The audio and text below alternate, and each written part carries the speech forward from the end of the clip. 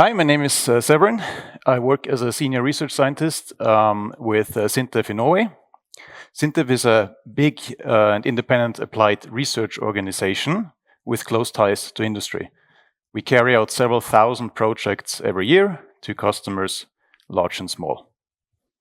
What I want to talk to you about today comes from a research project which receives funding from the Research Council of Norway and which is carried out with the partners DNV, Norwegian Electric Systems, Half Design, Corvus Energy, and HD Hyundai's European R&D Center. And aside from myself, my colleagues Lars and Stian contributed to the paper I will be presenting today.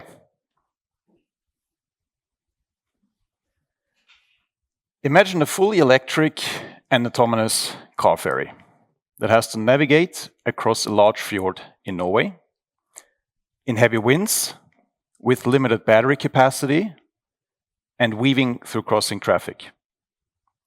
Now, it's challenging to design and validate such a system so that it is safe and efficient at the same time. The ferry needs a large enough battery to handle the vast range of environmental conditions it will encounter, and at the same time, it has to be as energy efficient as possible. It also has to stay maneuverable, even under extreme weather conditions, and it has to deal with all kinds of cross-traffic safely. Now, you may think this is a somewhat contrived scenario, but Norway has actually just ordered just such an autonomous, fully electric car ferry, or several actually, to serve across the longest and deepest fjord in Norway.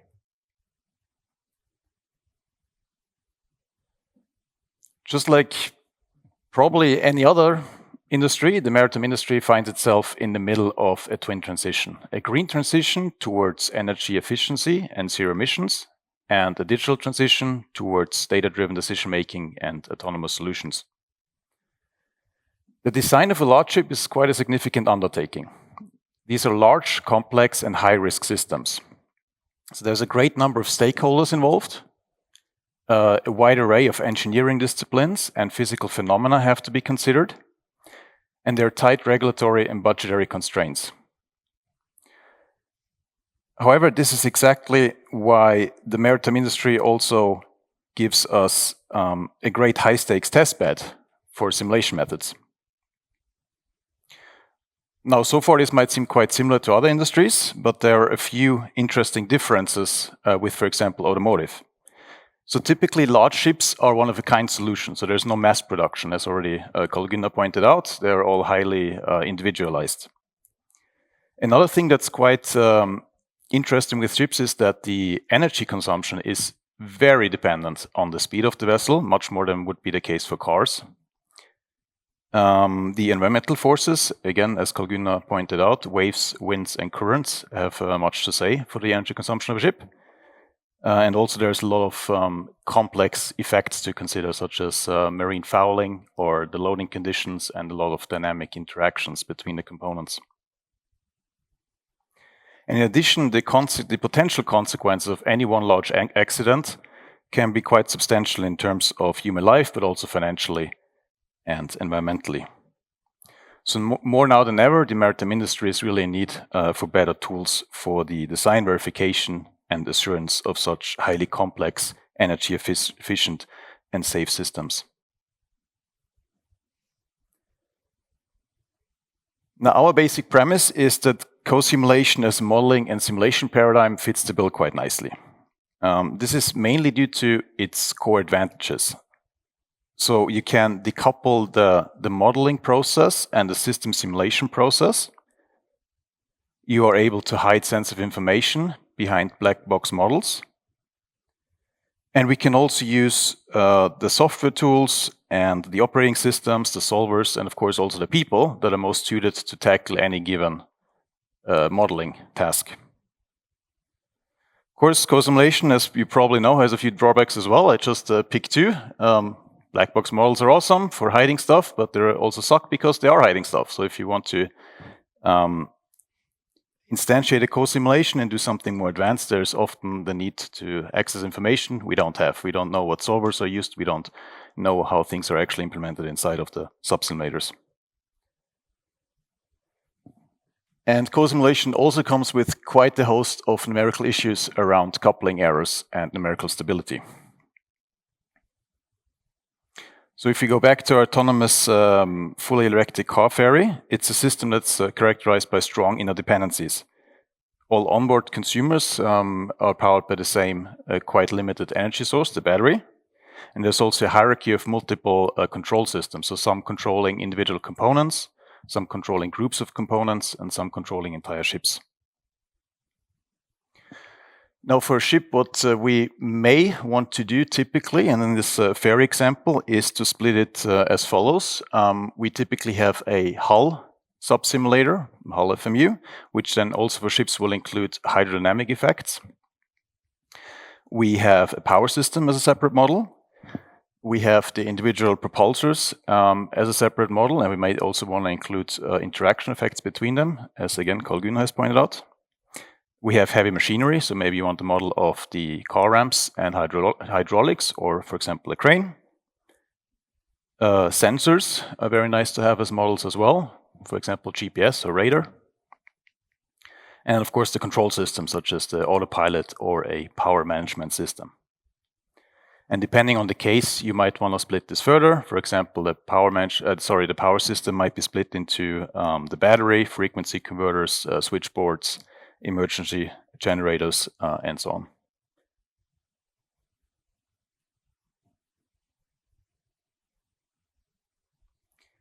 Now, at its core, what I told you about is not unique to ships, because it applies to any co-simulation setup of a large coupled system with safety critical requirements. And if we want our design solutions to be both optimal and safe, there are generally two core processes that we have available that we have to consider. There's system optimization, whereby we try to find a system configuration and the parameters that best fulfill the design goals we have.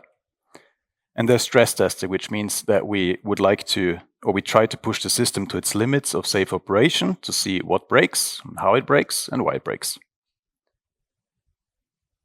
And the key issues we encounter here, again, are not unique to the maritime industry. They're quite general. Again, because we have to at least assume that we have black box models, there's lack of information. So we probably don't have access to, or we may not have access to gradients. We may not have access to how things are implemented inside of the models. And we, at least in industrial settings, certainly don't have access to the system states inside the models. We also have to deal with complex and unpredictable behavior. If you think about it, sub-simulators or what's inside, often we maybe tend to think that it's like well-behaved differential equations, but that of course need not be the case. It could also just as well be actual hardware that's inside of an FMU, or it could be AI models, and it could in general include randomness. Then again, you have coupling errors and numerical stability, always a challenge. And in practice, at least, you might also have to deal with lack of features. Yes, FMI supports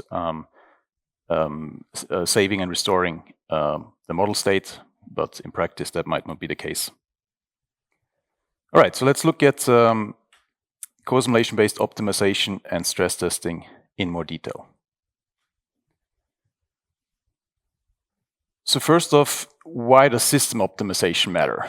Well, because if you have a large coupled system, optimizing the individual components will obviously not optimize the entire system. Quite the opposite, actually. And the typical challenges you will run into when you try to optimize such a system is that you have to deal with many parameters and components. And you typically have to deal with multiple possibly conflicting objectives. You also have to count on the fact that there is going to be very high computational costs because the solution space is going to be enormous for such a system. So let's get back to our example of an autonomous fully electric car ferry. If the battery is the main energy source, everything it does has to be as energy efficient as possible. And this is tricky for ships like this because they have a wide range of conditions to deal with. The different loading conditions, there's all sorts of different weather conditions, again, wind, currents, and waves. And for a ferry also will be different timetable conditions to adhere to. At the same time, you have to adhere to strict safety requirements related to the battery, the ability to handle temporarily or completely unavailable charging, and you have to stay maneuverable even under the most extreme weather conditions. Not very good for business if you go out with your ferry and then you lose the ability to maneuver it while people are on board. And generally what we would like to do when it comes to optimizing such a system is we would like to find the optimal parameters. So this could be, for example, what is the optimal transit speed for the ferry? We would like to find the optimal components. So this could be, for example, the number and the type of propulsors. And then also, of course, for autonomy, the best and safest control strategies. Recently, there's actually been quite some interest in co-simulation-based optimization.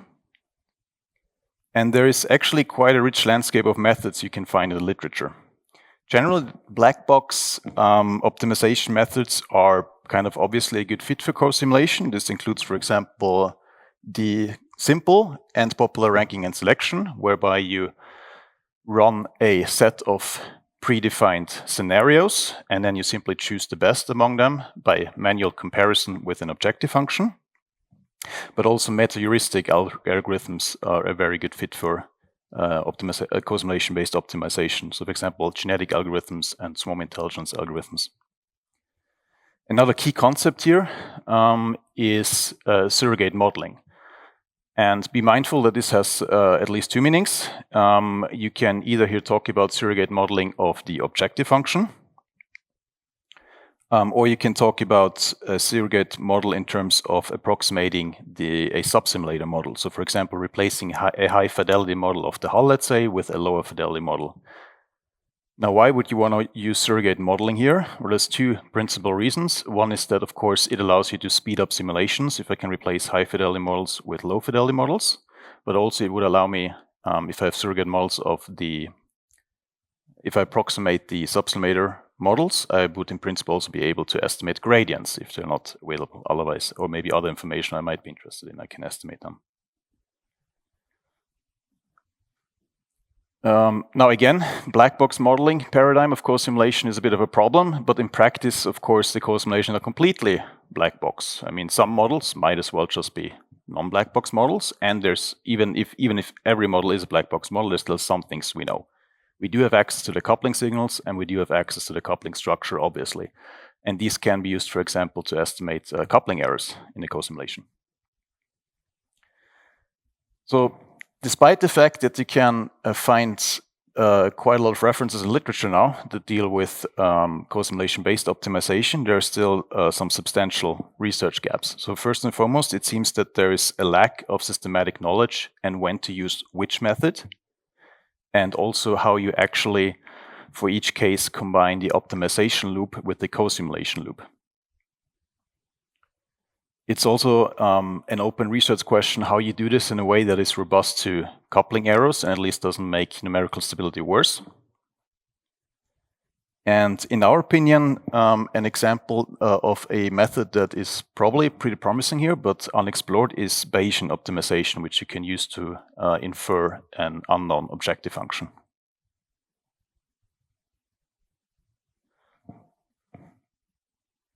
So let's move on to adaptive stress testing. So first, why does stress testing matter?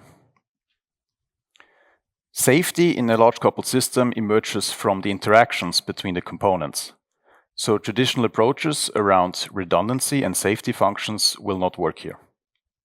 Our goal generally is to find out what breaks, how it breaks, and why it breaks.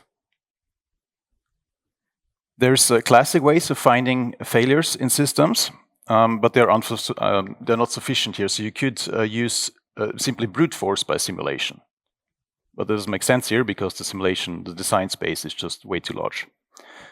In principle, there's also formal mathematical verification, but again, that's just not feasible for systems like these. An approach that does seem like a good fit for co-simulation is adaptive stress testing, which basically means that you try to intelligently guide the failure discovery of your system. So what is adaptive stress testing? It's essentially a reinforcement learning agent that learns to find likely failure scenarios by controlling the simulation inputs and the environment. And then it just successfully gets better at that by running simulations. However, quite some substantial research gaps. First and foremost, we were not able to find any relevant cases in the literature that used adaptive stress testing together with co-simulation. So this is pretty fresh field to explore, I guess. But we do already know a few things. So for example, interpretability is going to be very important because we need to be able, again, to answer the question, what broke, and especially why did it break and how did it break? So whatever co-simulation we have, it needs to allow us to obtain that information here. Back to our ferry. Let's say we have run some optimization, we have a design that we're happy with. We now need to make sure that the design also can, or that the ferry also can deal with any of the following. These are just a few examples. Sensor dropouts, has to handle those. Also think of sensor manipulation, such as GPS spoofing. It has to deal with the possibility to lose propulsion or power. It obviously has to avoid collisions with cross traffic. And what is, in my opinion, especially interesting and tricky here is that it has to deal with any combination of those. So whenever you have a complex system, which means that you have coupled system where the interaction gives rise to emerging effects, then again, or then the failure modes, you also get new failure modes that you might not have in the individual subsystems. So it has to deal with those as well, obviously. And the method will have to be able to discover such failures as well. Just to set the record straight, this is not an autonomous ferry. This is a normal ferry, and it was just insane amount of storm in our town of Ålesund where we work that actually ripped the ferry from the quay and sent it into the next grocery store. So there was quite a big to-do about that in the newspaper that day.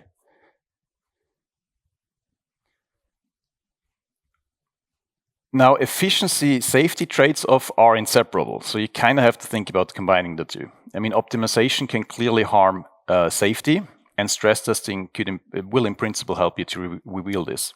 So back to the ferry example again. You might have optimized your ferry to be super energy efficient under normal operating conditions, but then it might very well end up having not enough reserve power under extreme weather.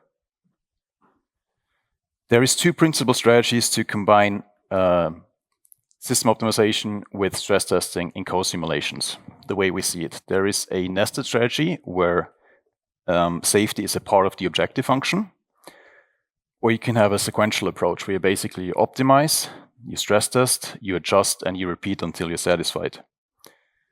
Now, in our mind, nested should give the best results, but it's also costly and complicated.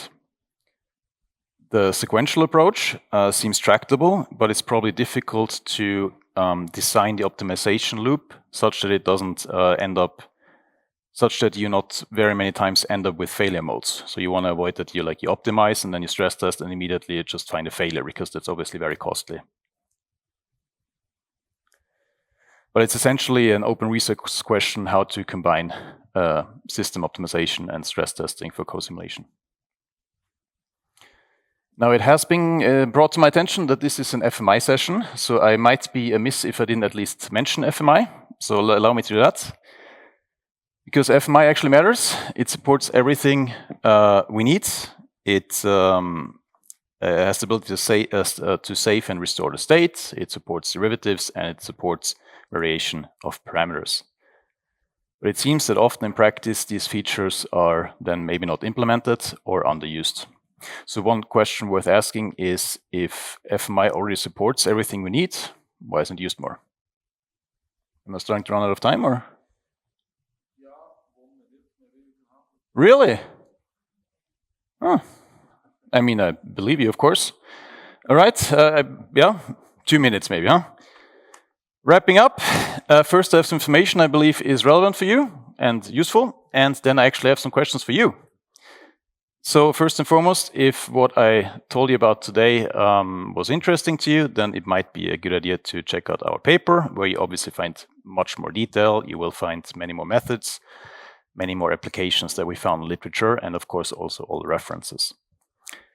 And then I'm happy to say that for the 5th time, the Open Simulation Platform Conference will be hosted in the beautiful town of Ålesund in Western Norway on November 12th and 13th. And that conference is a meeting point for industry, academia, and developers working with maritime system simulation and co-simulation technologies. But just as in this talk, the issues and the ideas are much broader than just maritime.